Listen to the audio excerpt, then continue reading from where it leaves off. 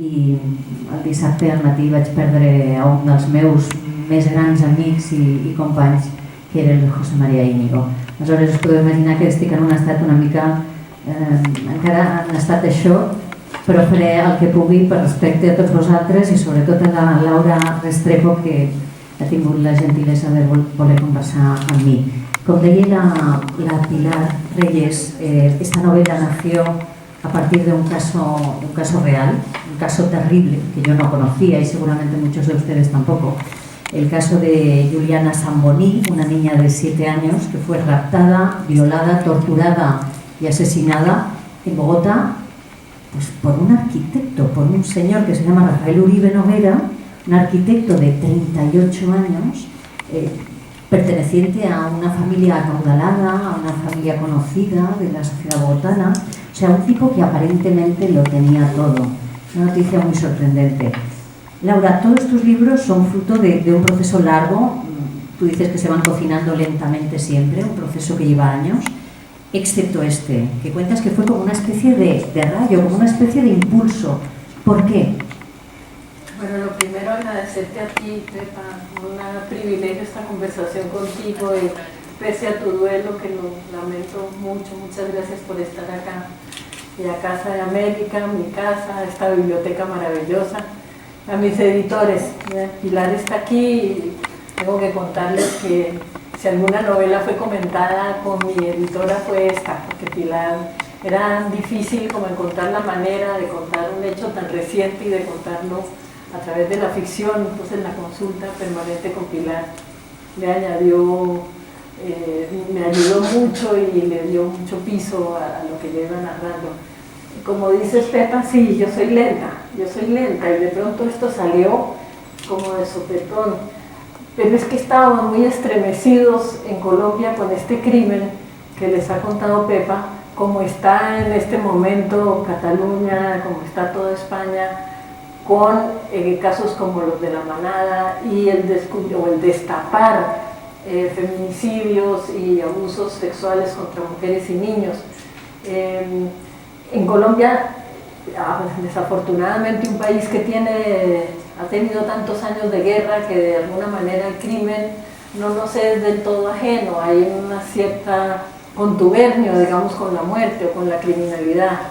Y sin embargo aquí había algo muy particular que hizo que el país entero saliera a la calle a exigir que la justicia, que encontraran primero al criminal y luego cuando se supo cuál era, la indignación era enorme, quizá porque de pronto se partía del simplismo de que había los malos que mataban y hacían daño, que eran los paramilitares, los narcos, los guerrilleros, bueno, toda esa conjunción de gente armada que tenemos allá, y de pronto otra gente que eran ciudadanos libres de sospecha, ¿no?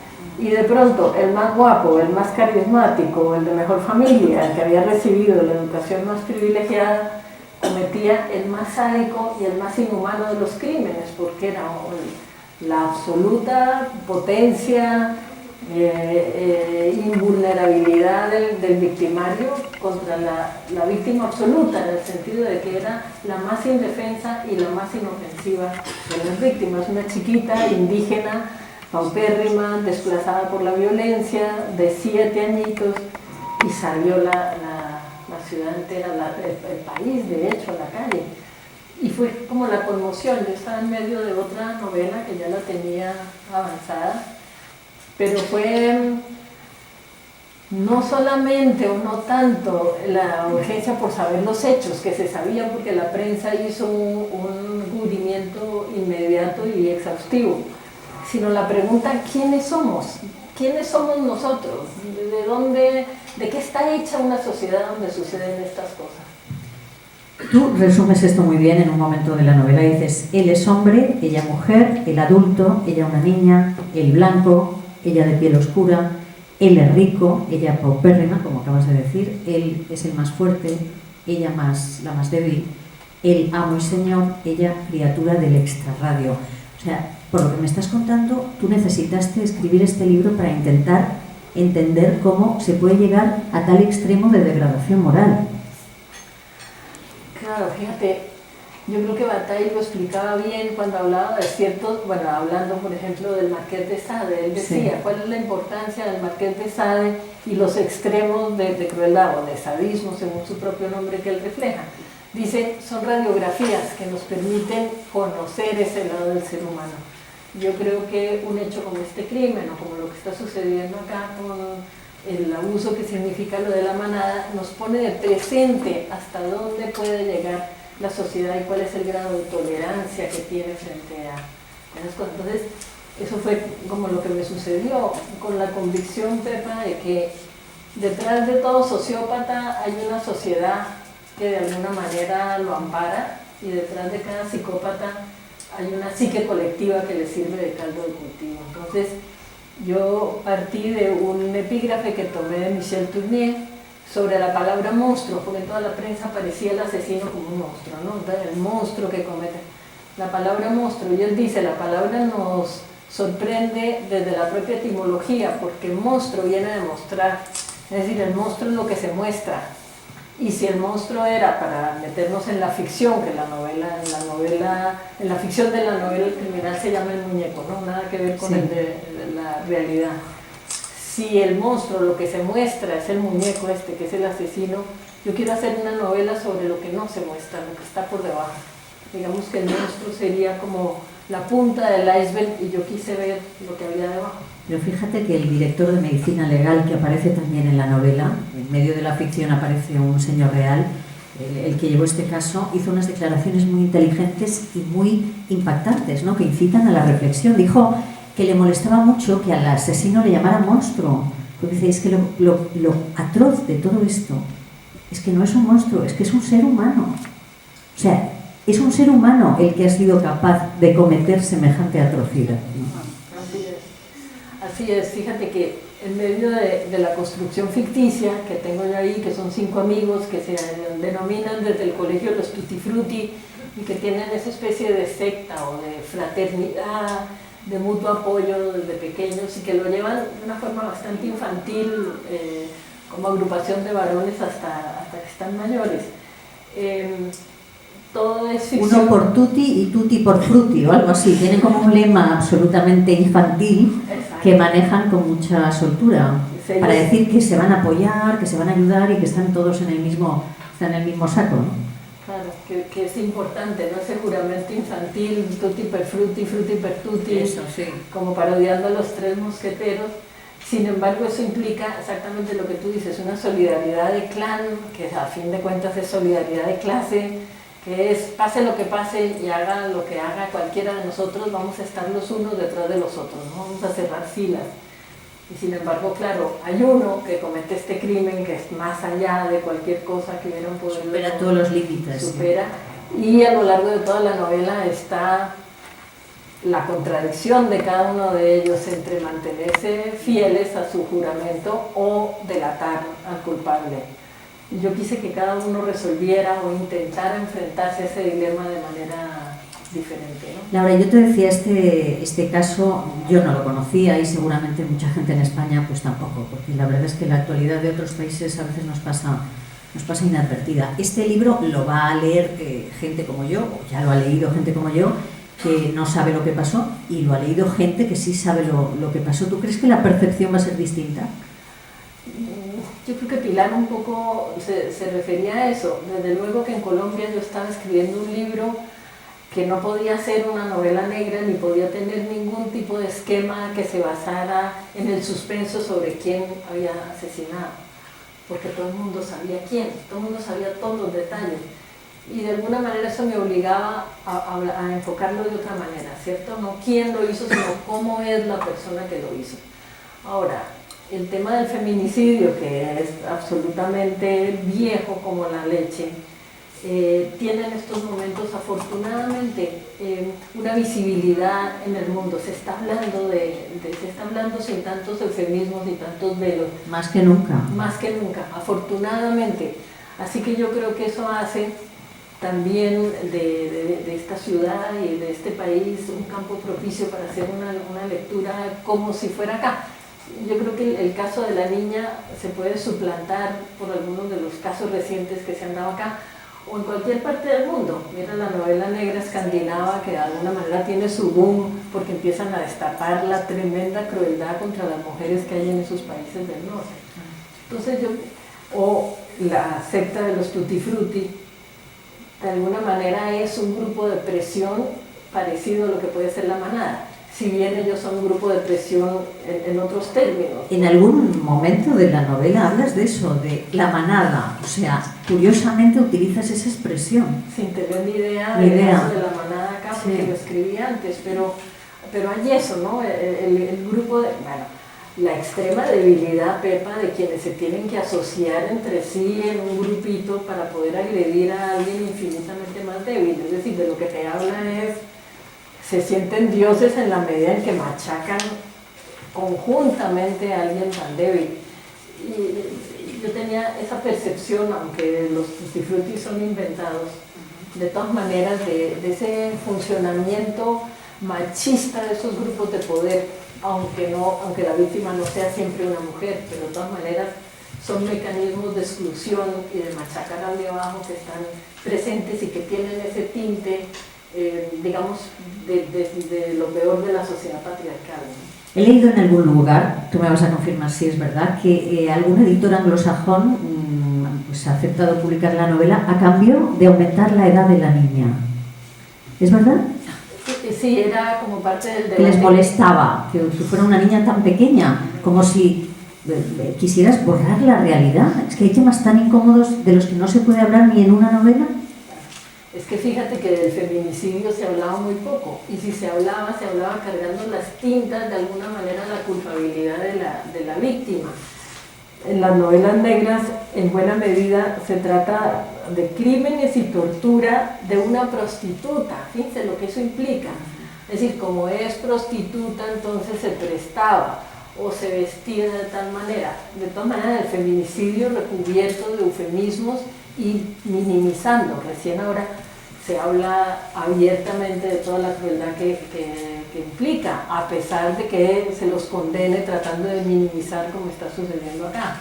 Fíjate cómo de todas maneras el juicio o la constitución o la propia legislación, una lectura política de la legislación permite minimizar. Con el feminicidio se ha ido destapando, con el infanticidio todavía no sucede. Entonces hay como una cobertura de políticamente correcto que hacía que mi agente tuviera dificultades en presentar la novela ante editoriales anglosajonas porque la niña era muy pequeña. Dice, pero es que la violencia sexual contra los menores es mucho mayor que la violencia sexual contra los mayores. Lo que pasa es que o pasa en el ámbito familiar y entonces se la oculta, o pasa en el ámbito social y no se lo dice porque no somos capaces. Una curiosísima defensa de la sensibilidad del público, más que de la víctima. Terrible. Tú cuentas que Bogotá es una ciudad que vive de puertas para adentro, que la gente lava en casa los trapos sucios, que no muestra... Es decir, que hay una especie de sociedad de la apariencia. Ah, sí, mucho. Ya lo señalaba García Márquez en Cien años de soledad. Es una caricatura muy cruel, pero que pegó, que es Fernanda del Carpio, es la bogotana, que aterrorizada con todo lo que tiene que ver con sexo y muy puritana. Tiene un lado bueno Bogotá, que es una ciudad fría, a 3.000 metros de altura, con casas con chimenea, bibliotecas, la gente vive muy hacia adentro. Esa es como la parte bonita, digamos, gratísimo trabajar en Bogotá. Pero al mismo tiempo es una ciudad que tiene como que los secretos se cocinan hasta el punto que empiezan a moler a la gente que está sometida a ellos. Y los secretos familiares, me imagino que hay partes aquí de la sociedad donde también se cultiva. Eso, lo que la gente hace en la cama es absolutamente innombrable. Los secretos de familia, el origen, bueno, la telenovela es el género que cubre eso por antonomasia, ¿no? Bueno, este libro ya lo han dicho, lo ha dicho Pilar, lo has dicho tú, no tiene nada que ver con una reconstrucción documental, no es un libro de investigación, es una novela, magnífica novela, por cierto. El único hecho real es el hecho atroz, el asesinato, ¿no? Y construyes esos 5 personajes masculinos de los que hemos hablado, 5 amigos inseparables entre los que se encuentra el asesino, ¿no? No te interesa, ya lo has dicho, ni el quién ni el qué, sino el cómo. Y a mí me interesa saber por qué has querido dar el punto de vista masculino sobre la violencia masculina, porque el narrador es uno de esos personajes, es el hobbit, después hablaremos de él, pero el narrador es un hombre, y un hombre que está metido en esta manada, entre comillas, en este grupo, en este clan, en los Tutti Frutti. ¿Por qué has querido verlo desde el punto de vista de un hombre? Mira, la dedicatoria del libro dice: al día en que los hombres a la par con las mujeres participen o salgan a manifestar contra el feminicidio, porque estoy convencida de que tiene que ser una tarea conjunta. Si bien las mujeres tenemos que liderar mientras los hombres no acompañan, finalmente los victimarios vienen de su lado. Mientras no sean ellos también los que estén presentes, no vamos a poder avanzar en derrotarla. Y esto que tiene expresiones visibles, pero que tiene también expresiones invisibles. Yo quise que, si bien el muñeco comete el gran crimen, transgrede absolutamente todas las normas de la humanidad y de la ética, todos ellos tienen unas relaciones bastante espantosas con las mujeres, ¿sí? Con la madre, con la amante, con la prostituta, con la esposa. Relaciones espantosas, pero socialmente toleradas, ¿cierto? La cosificación, la utilización, formas de desprecio que yo quería mostrar también como una especie de cadena que va a llevar ya, digamos, exagerado, pues hasta la monstruosidad del caso del crimen, pero que tienen un fundamento en el mismo tipo de desprecio. Y me interesaba mucho que lo narrara un varón, y que fuera un varón que perteneciera al grupo del asesino, porque pienso que del feminicidio y del atropello sexual se ha hablado bastante, afortunadamente, desde la óptica femenina, pero pensaba yo, tratemos de hacer un ejercicio de yo como mujer, además de otra generación, ponerme en los zapatos de un hombre que esté más o menos entre los 35 y los 40. La ayuda de mi hijo y de mis sobrinos fue fundamental. Ellos, claro, había todo un espectro que yo no conocía, desde cosas elementales como qué zapatos usan, qué tragos se toman, qué música escuchan. El propio lenguaje también fue muy conversado con ellos, hasta ya cuestiones sutiles de psicología profunda. Fue clave hablar con ellos, pero sí me parecía que había que contarlo tratando de desentrañar cómo piensa esta gente que ejecutan, no los que presenciamos o los que somos testigos. No he encontrado, la expresión era manada lupina, la expresión que usa Hobbit, ¿no? Hablábamos de esas relaciones conflictivas con las mujeres de esos 5 personajes, y es muy paradigmática la relación del Hobbit con... Bueno, en realidad él lo que hace es rehuir el contacto.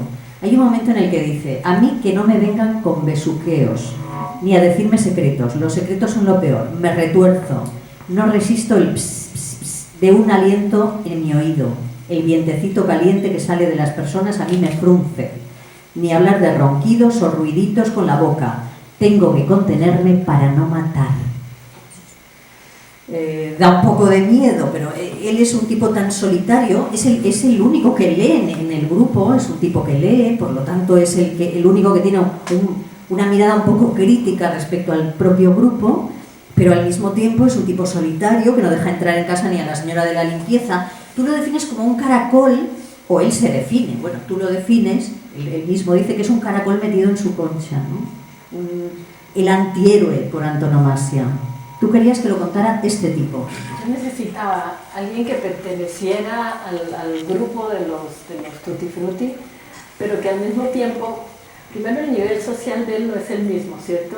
Hay, como decía Pilar, sutilezas en el lenguaje que un bogotano detecta, de cómo hablan los niños ricos y que no lo es tanto. Lenguaje y además ciertos objetos, por ejemplo, él dice que vive en un edificio sin ascensor.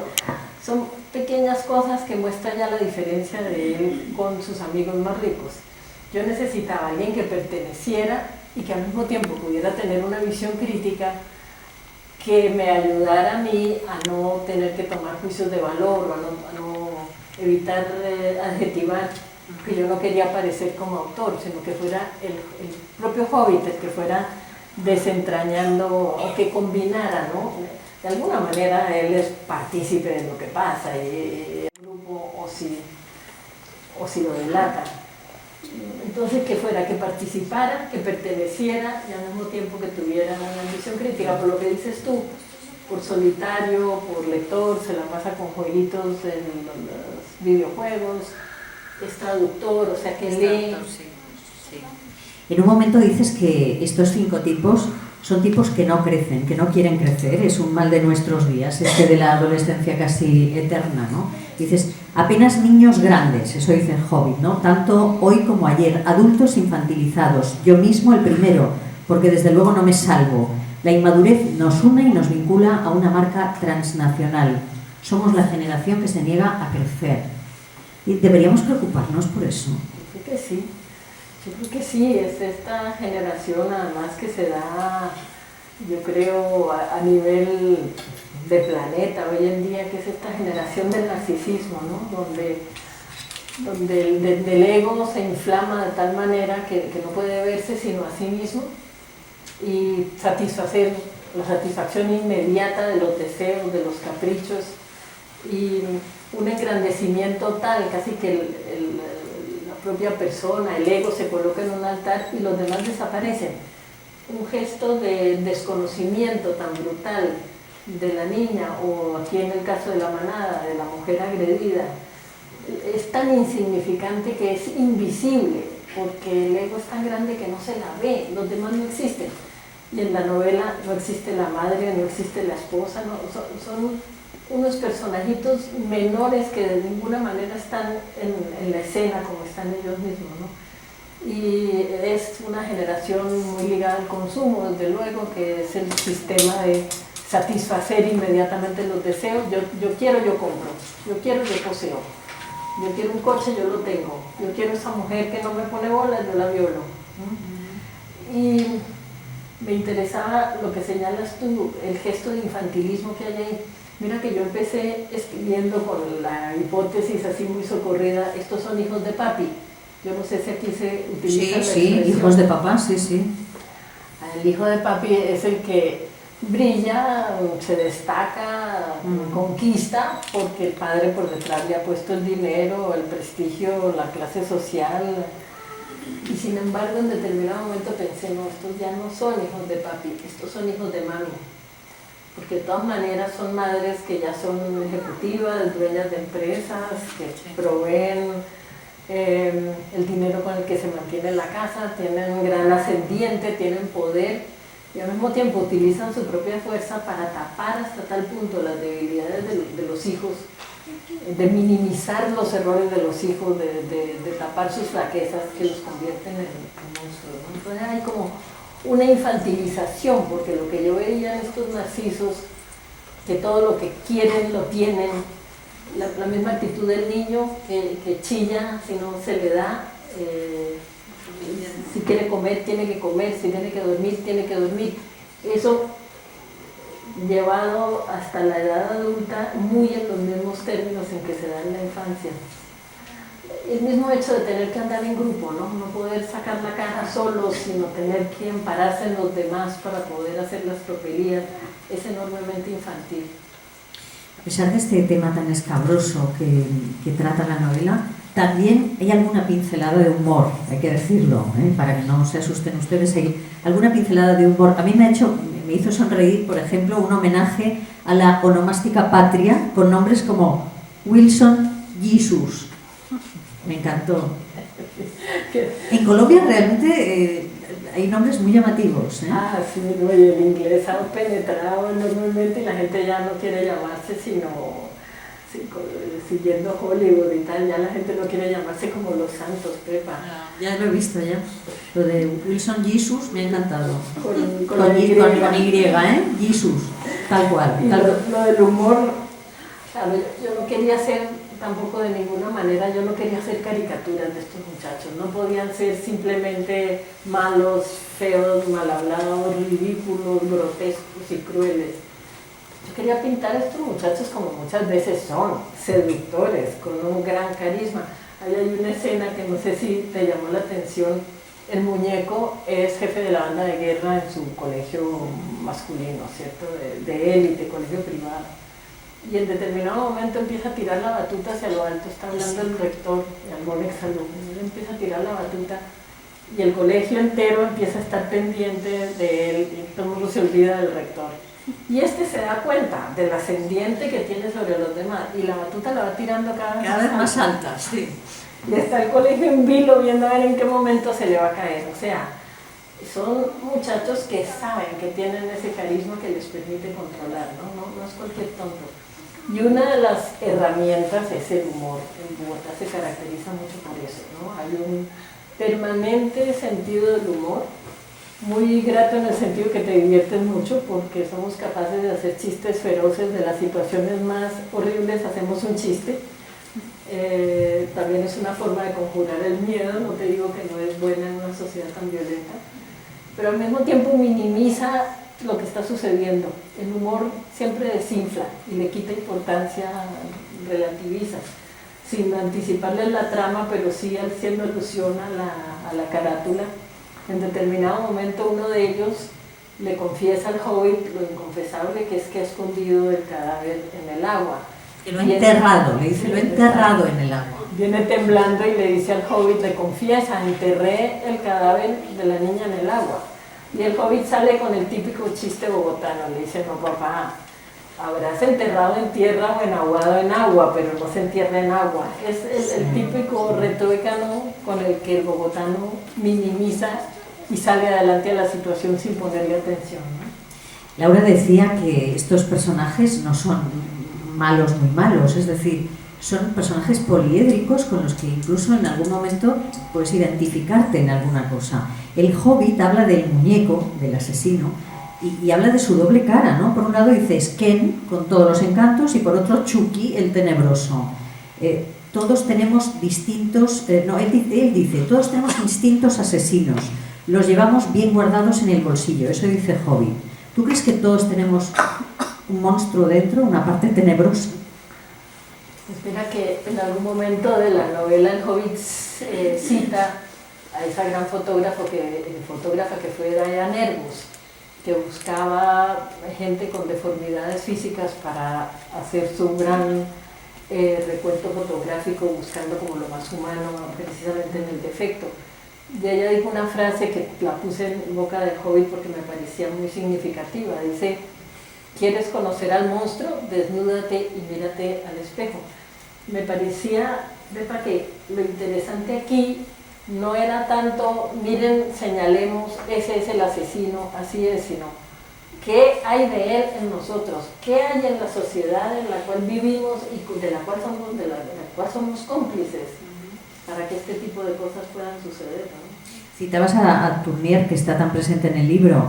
El Hobbit, citándolo, dice que nada marca tanto a un hombre como el momento en el que descubre su verdadera perversión. Es una frase fantástica. Es una frase estupenda, la verdad. Sí. Pero fíjate qué curioso lo que dice él, ¿no? De lo que dice Hobbit sobre el muñeco. Dice, a veces me da lástima y a veces me da miedo. Claro, es que fíjate que de todas maneras, quizá el muñeco de alguna manera extraña era el más valioso de ellos, porque era el único que se atrevía a romper el molde. Entonces el muñeco se sale de las fiestas de sociedad y empieza a frecuentar los burdeles, se va a los bajos fondos, cada vez se hunde más en territorios desconocidos.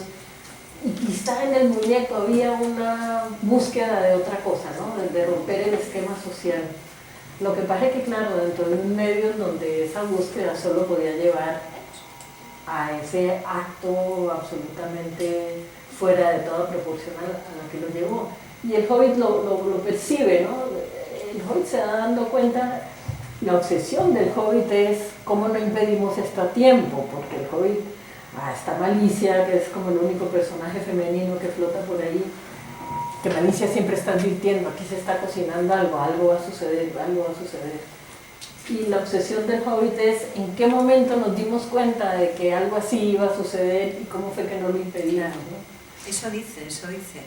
Mira, leo un párrafo, dice, al igual que nosotros y desde un ángulo sociológico, el muñeco es un ser relativamente malo.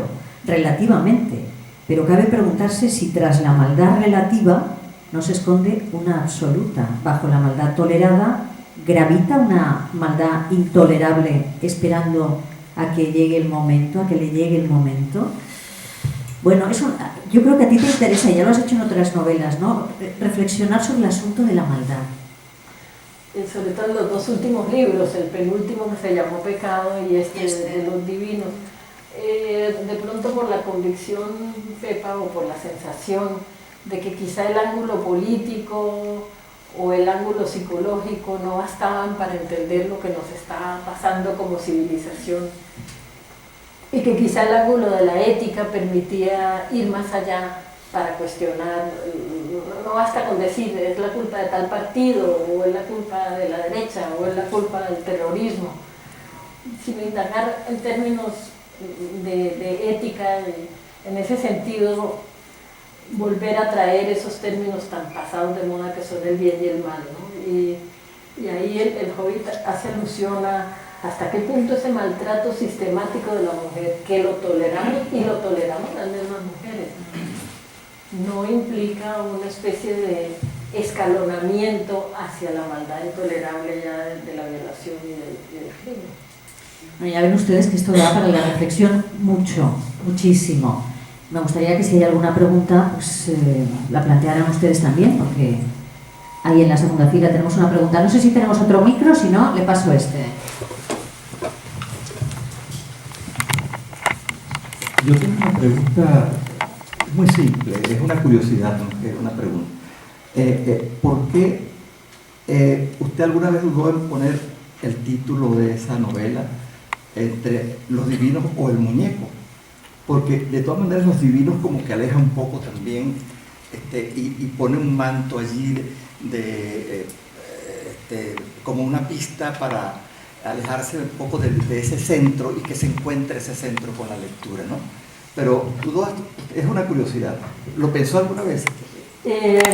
Lo pensamos mucho y lo discutimos mucho con Pilar, mi editora, cómo tenía que ser el nombre de la novela.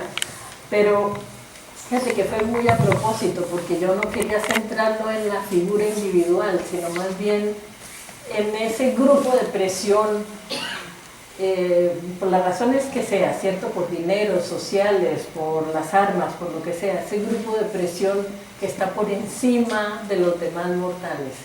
Es decir, son los divinos en la medida en que la humana contingencia no los toca. Son invulnerables ante la justicia, son invulnerables ante el juicio social, hacen lo que les da la gana. Entonces pensamos, tiene que tener el nombre colectivo. Pensamos en algún momento ponerle los Tutti Frutti, que es el nombre que ellos mismos se dan con el sentidito del humor bogotano, pero era como incongruente una novela tan tremenda que se llamara Los Tutti Frutti, ¿no? Entonces optamos de común acuerdo aquí con Pilar que se llamara Los Divinos. ¿Cómo crees que se va a poder traducir la novela? Porque realmente está escrita en un castellano colombiano, en un español muy colombiano, muy bogotano. Entonces yo me planteo, cuando el traductor lo quiera llevar al italiano, al francés, al inglés, o sea, ¿has pensado en eso? No estuvo. No, porque claro. supongo que, ¿no? Claro, estamos en este momento con mi agente en el problema. Pilar lo decía, la novela es un ejercicio de lenguaje. ¿Por qué? Porque lo que yo le entrego al lector es todo un relato en primera persona, hecho por un personaje que es un muchacho de clase alta bogotana. O sea, lo que yo le entrego son las palabras del Hobbit, y las palabras del Hobbit tenían que contener el DNA o el ADN, no sé cómo se dice, de lo que era el Hobbit. Es decir, no hay más que el lenguaje. En el lenguaje tenía que estar toda esa criminalidad latente, esa esencia de lo que esos muchachos eran. No podían no estar escritas en bogotano. Ahora, la alegría mía es que aquí se lee con facilidad, ¿cierto? Y las palabras que no se entienden. Bueno, hay algunas palabras realmente complicadas. Mira, por ejemplo, emberriondarse, patotero, puñatero, guayos, desbarrancadas, zurumbáticas, fufurufas, que, bueno, arruncharse, cachupeja, embocholar, freneticar, maluquear. En fin, todo es así. Con lo cual, también hay un ejercicio para el lector que tiene que estar intentando, por el contexto, adivinar a qué se está refiriendo el Hobbit, ¿no? Es un ejercicio complicado de escribir, de leer y de traducir. A mí no me gustaría nada ser el traductor de esta novela, desde luego. Claro, ahí la dificultad. Estamos haciendo el intento con inglés de tener dos traductores. Un primer traductor que traduce al inglés más llano posible, simplemente para captar el sentido, y luego algún estilista que agarre ya y ponga en un inglés callejero. Claro. Va a ser como la única manera de hacerlo. En inglés nos está funcionando así. Alguien que todas las noches me manda el párrafo y me pregunta, por ejemplo, ¿qué son fufurufas? Prostitutas. Bueno, listo. Ahora, de las que ha leído Pepa, la única que me interesa que les quede claro es guayos, porque los guayos son los zapatos de los futbolistas. Ah. Oye, y merequetengue, que es una palabra que me ha encantado, merequetengue, digo, ¿qué es una merequetengue? El merequetengue es el enredo, ¿cierto? El merequetengue son los dioses de la política, el merequetengue son los enredos, la corrupción, el merequetengue. Viene mucho del merengue, ¿cierto? Es ese bailoteo bien confuso y bien enredado, es el merequetengue. José. Sí, has dicho antes que la sociedad de Bogotá vive hacia adentro, ¿no? Yo he estado varias veces en Colombia, incluido Bogotá, pero por espacios cortos de tiempo. Y mi curiosidad periodística me hace preguntarte cómo muestran los medios de comunicación en Colombia y en Bogotá la violencia contra la mujer y también la violencia contra niños, etc. Porque aquí, por ejemplo, en España, y esta es una teoría mía, se pierde mucho tiempo en las escabrosidades de cómo se descuartizó, cómo mató tal persona a su mujer y cómo la violó, pero no se hace didactismo sobre cuál es la causa, hablando con expertos. Se quedan en la anécdota y creo que eso no favorece a la sociedad. No, al contrario, es una forma de encubrir. Tanto el eufemismo como el tremendismo, ¿no? Son formas de encubrir. Fíjate que yo creo que hay ciertos crímenes, como aquí lo de la manada, o como el caso de esta niña en Colombia, que de alguna manera obligan a dejar de lado ese tipo de retórica, porque son tan estremecedores que ya el encubrimiento no te funciona, lo quiebran. Yo creo que por eso tienen ese papel de remesón, de sacudir. Allá sucede lo que tú dices, ¿cierto? El tremendismo de alguna manera oculta. Aquí es que más tremendo no podía ser, o sea, tú no le podías poner más tintas a aquello, había que ir hacia abajo o simplemente no decir nada, ¿no?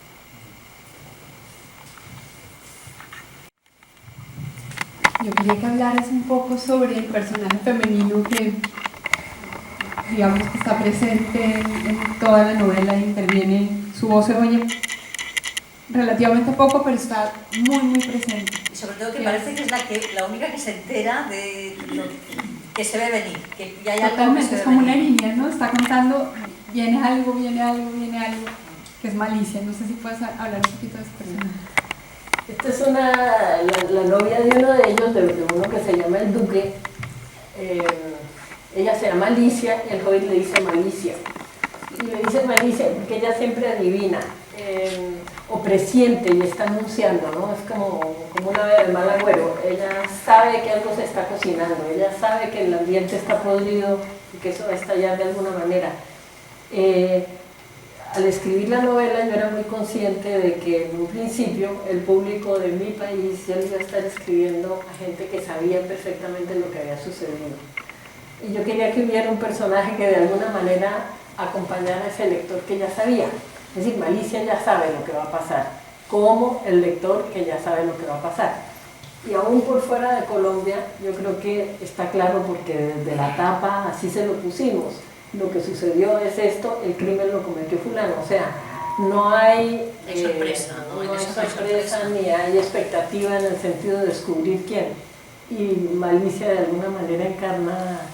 Ahora, la malicia también, no les vamos a revelar por qué, pero ella también tiene ahí su particular, no por nada el hobbit le dice malicia. No quería que el único personaje femenino fuera el único bueno de la novela, así que también la malicia tiene ahí sus vueltas oscuronas. Su merequetengue. Su merequetengue. Mucho merequetengue. ¿Más preguntas? ¿No hay más preguntas? Bueno, pues te pregunto yo un par de cosas y acabamos, si te parece. Una de las cosas que me ha llamado la atención es tu reflexión sobre los zapatos. Lo de diabólico que tienen los zapatos. Y cuando lo cuentas en la novela digo, pues es verdad. O sea, los zapatos es lo que queda después de un accidente, lo primero que pierdes cuando pasa algo traumático, ¿no? En este caso también hay un zapato de la niña que aparece. No sé qué te ha llevado a reflexionar sobre los zapatos, esa inquietud. Ya en otras novelas había hablado yo de lo mismo, exactamente por lo que tú estás diciendo. Sí, aquí digamos que hay un zapato de la niña que deja el rastro del asesinato. Pero es que es verdad, un temblor, todo se cae, la gente desaparece, quedan los zapatos. Una masacre y quedan los zapatos. Siempre me ha llamado la atención porque hay gente que sale de desbandada, sin embargo, deja los zapatos. Siempre que hay cubrimiento periodístico de algún hecho atroz, lo primero que ves tú son los zapatos. Porque los zapatos se desprenden de la gente en el momento de la ferocidad. Otra cosa que me interesa, mira, la semana pasada en la radio estuvimos reflexionando sobre qué supone pedir perdón, para qué sirve pedir perdón, cuándo hay que pedir perdón. ¿Tú crees que hay cosas que no tienen perdón?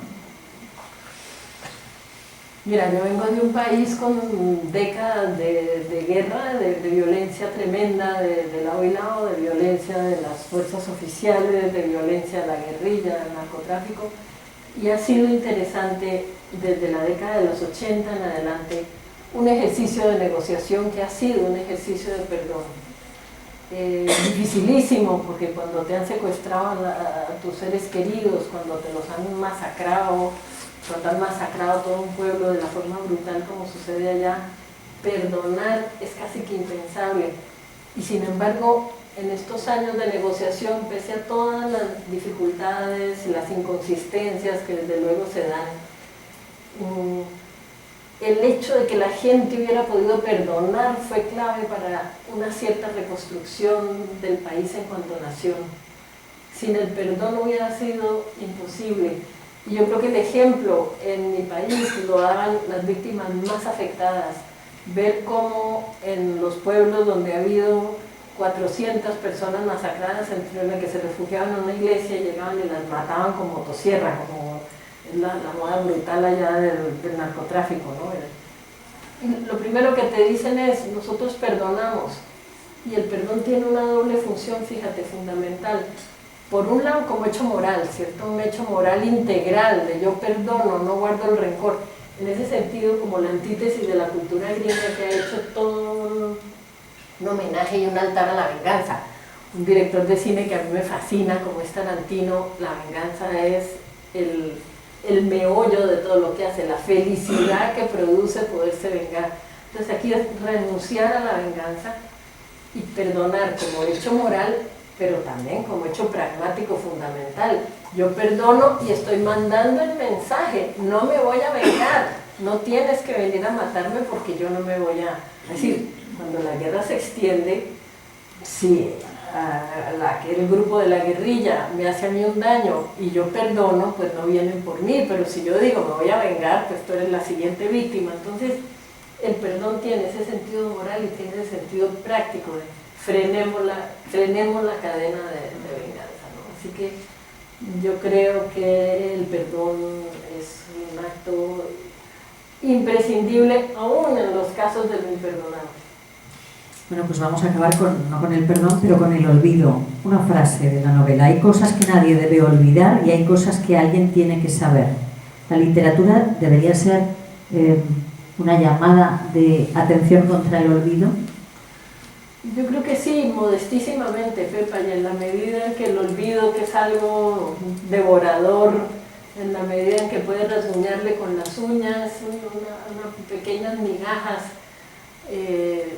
quienes utilizamos la palabra como tú o como yo, estamos ahí para impedir que se olviden ciertas cosas, justamente para que no se repitan, ¿no? Yo escribo, hago mil cosas, doy clases, pero yo soy madre y yo creo que ante todo yo soy mamá. Y a mí el asesinato de esta chiquita en primer lugar, después hay todo un montón de reflexiones, pero me afectó como madre. Esta niña chiquita de verdad me partió la cabeza y me partió el corazón que le pasara lo que pasara. Y yo recuerdo en eso, como decías tú, esa escritura que la hice tan rápido, casi como un delirio ahí que fue saliendo. Yo pensaba como poder proteger a la criatura con palabras, ¿no? Crear una especie de burbuja de palabras para que lo que pasó no hubiera pasado, para proteger a esa niña, para proteger a todos los niños, para proteger a mi hijo, para protegerlos a todos de un horror semejante, ¿no? Quizá eso sea modestísimamente lo único que podemos hacer. Bueno, pues lo vamos a dejar aquí. ¿Quieres decir algo más, Laura? ¿No? Yo quería hacer una pregunta. Ah, pues ven. Perdón. Ataque. Lo siento mucho. Diga. ¿Ustedes qué piensan? ¿El perdón y el arrepentimiento va unido o va ligado? ¿Perdón, arrepentimiento? Esa es como la pregunta del millón. ¡Ostras! Yo te lo digo basándome más como en la experiencia de lo que ha sido en mi país que en términos abstractos que no te lo sabría contestar. Es posible que muchas veces quien pida perdón no tenga un arrepentimiento moral, pero puede tener un arrepentimiento social. Es que fíjate, claro, el perdón no evita la justicia, de todas maneras la justicia tiene que actuar. Cuando es la justicia la que absuelve lo imperdonable, ahí estamos en un terreno de corrupción espantoso, ¿cierto? Pero la justicia tiene que actuar, tiene que condenar, pero una vez que actúe la justicia tiene que haber una suerte de perdón social sobre los crímenes cometidos, uno puede salir de ellos. Pero como te digo, eso no pasa por la impunidad o por el juicio parcializado por parte de la justicia, que és una aberració. Gràcies. Doncs gràcies a la Biblioteca Camp de l'Arpa Caterina Albert que ens ha acollit aquesta tarda, a Casa Amèrica, al Faguara, por supuesto a Laura Restrepo y a tots vosaltres per haver vingut. Bona tarda. Gràcies.